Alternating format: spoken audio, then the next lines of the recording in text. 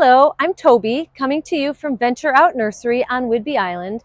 Today we're here to talk about fire smart landscapes.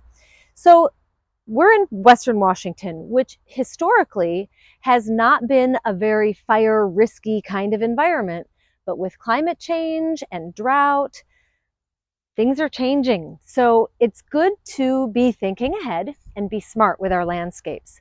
So today we're going to explore a couple different concepts that you can employ as you develop your existing garden or plan a new one. A lot of these come from California, where they are really very historically saddled with fire risks. So maybe on the extreme side for us, but better to be smart than sorry. So first thing we might think about is dividing our landscape into zones. So zone 1 would be the area closest to your house, like 5 feet and closer to your house. And in this area, we want to be really careful that there is nothing flammable.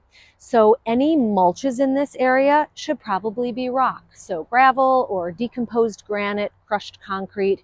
Maybe it's all paving, so like step stones or concrete, things like this. You definitely don't want to have firewood stacked against your house.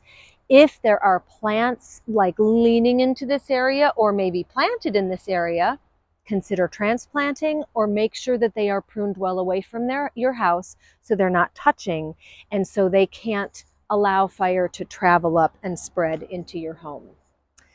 Then the second zone would be like 5 feet to 30 feet away from your house. And maybe you adjust this a little bit depending on the size of your property. But in this area, we can think about having plants, but we want to think about the kind of plants we choose and also how we mulch them. So one thing to think about with fire smart landscaping is to choose plants that have a high water content.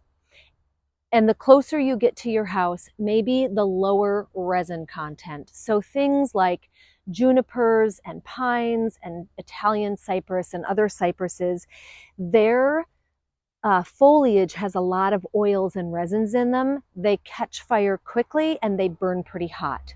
So those are plants that would be better to either make sure they're spaced apart so they're not touching each other, make sure they're mulched in gravel so if they burn, they're like a little tiny fire on their own. Make sure they're well away from your house, or you would put those in the next zone that we're going to talk about that's maybe 30 feet and farther from your house. In this closer zone, you probably should keep your plants irrigated.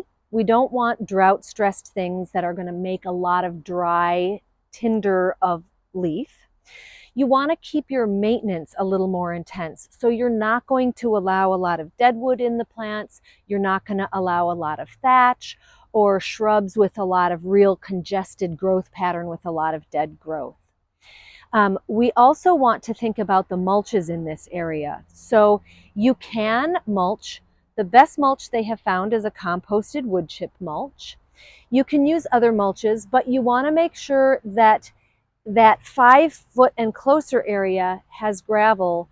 You can also do something decorative in this area, like maybe you have a little swath of a rockery or a gravel to break up your mulched areas so that if they start to smolder, there's a natural break so that they're in controllable patches of mulch. I hope that makes sense. And then as we get into zone 30 to 100, we can have more plants, more variety of plants.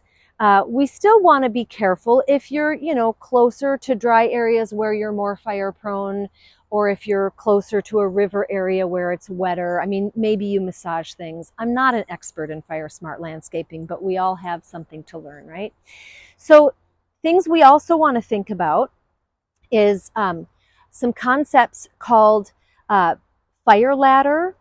And this has to do with your plant spacing. So we typically would think about plant spacing on a horizontal plane. So like how close apart your shrubs are. And the closer we are to the house, the less you want your plants to touch, because if one sets on fire, you don't want it to instantly catch its neighbor on fire and so on. So the farther away we get, the more we could do some landscaping in groups. But we also want to think about the spacing vertically, and this is the concept of the fire ladder. So if you think about a shrub planted under a tree, or a tree that has branches from the ground up, that allows the fire to go up high, which then allows it to take embers and send it flying. And that's what makes fires spread really quickly. So think about that when you're landscaping. And maybe you don't have a shrub right under your tree, or if you have that, if you're doing your vertical layering, pick something low and then make sure that your tree is limbed up a bit. Now we want to be mindful of tree health, and it's good to make sure that if you took the whole height of your tree, at least 2/3 of your tree does have canopy and branching. If you were to limb it up so that the tree had less of it, then that gets a little hard on the tree. So, I mean, as they get older, proportions change, but it's something to think about.